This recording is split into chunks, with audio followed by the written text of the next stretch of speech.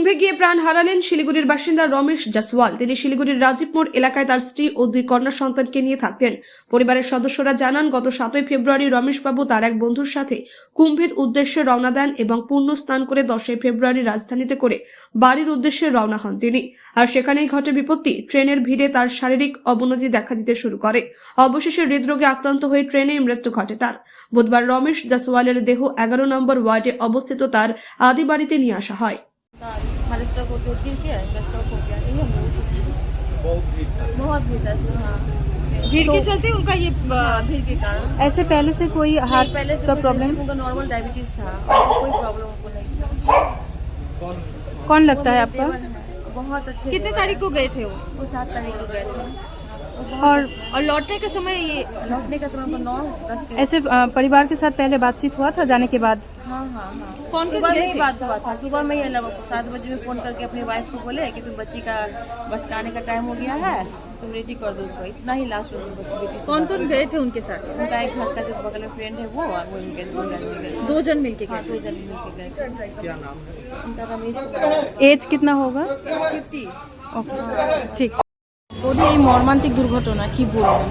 ভাষা নেই ওর সাথে ও যা মানে ওয়ার্ডে থাকতো সবার সাথে মিলেমিশে থাকতো হাসি খুশি থাকতো সবসময় সবার সাথে যেন একটা বন্ধুত্ব মানে টাইপ ওর সাথে আমাদের ফ্যামিলি রিলেশন ছিল ওর সাথে অনেক জায়গায় আমরা ঘুরতেও গেছি ঠিক আছে ও মানে দায়িত্বভাবে নিয়ে যাওয়া নিয়ে আসা ওর যে এই জিনিসটা গাইডনেসটা সেইখানে বলছি এখানে নিজের গাইডনেসটা ও নিতে পারলো না আজকে রেলকে বলবো আমি আর মানুষ যাতে যায় সেখানে যেন আবার সেই সুস্থ অবস্থাতে ফিরে আসতে পারে সেই প্রশাসনকে আমি বলবো। আপনি ওয়ার্ড কাউন্সিলর হয়ে কিভাবে? সবসময় ছিলাম থাকবো ওর পরিবারের সমবেদনা জানাই ওর 2 ছোট বাচ্চা ওর বউ এত ভালো মানে এত ফ্যামিলির সাথে মিশে থাকে পরিবারের সবাইকে সাথে আমরা আছি সমবেদনা ছাড়া আর উপায় নেই ওর পাশে সবসময় আছি থাকবো ছিলাম থাকবো রিঙ্কু থাকাকালীনও ছিলাম এখনও থাকবো বাচ্চাগুলো যাতে মার্কেটে কি ব্যবসা করতে বিজনেস বাড়ির সাথে হোটেলও ছিল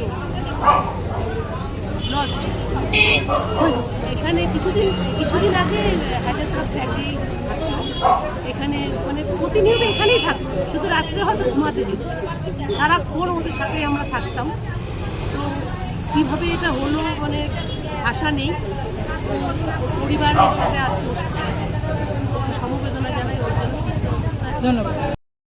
আমরা আপনাদের পোর্টালের মাধ্যমে টিভির মাধ্যমে দেখছি এত হ্রাস হচ্ছে ট্রেনের রিজার্ভেশন কেউ মানছে না যে যার মতো মানছে না ঠেলাঠেলি স্টেশনকে করছে না মানুষ তো কমে যাচ্ছে মহাকুম্ভ 144 বছর পর কিন্তু পুলিশ প্রশাসন আরও বেশি তৎপর হতে হবে আরও দেখতে হবে যারা যাচ্ছে তারা যেন ভালো মতো ফিরে আসে কেননা মানুষ যাচ্ছে আবেগের টানে সেই আবেগটা যাতে প্রশাসনকে আরও দেখতে হবে যাতে এরা ভালো মতো ফিরে আসতে পারে এটাই আমাদের বলবো এই ছেলেটা মারা গেল পরিবারের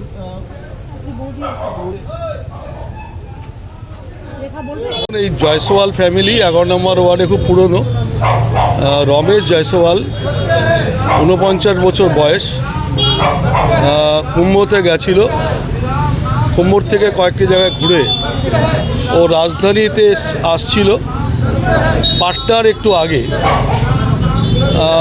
ওঠার সময় প্রচণ্ড ধাক্কাধাক্কি হয় এবং খুব কষ্টের মধ্যে ও ওখানে উঠে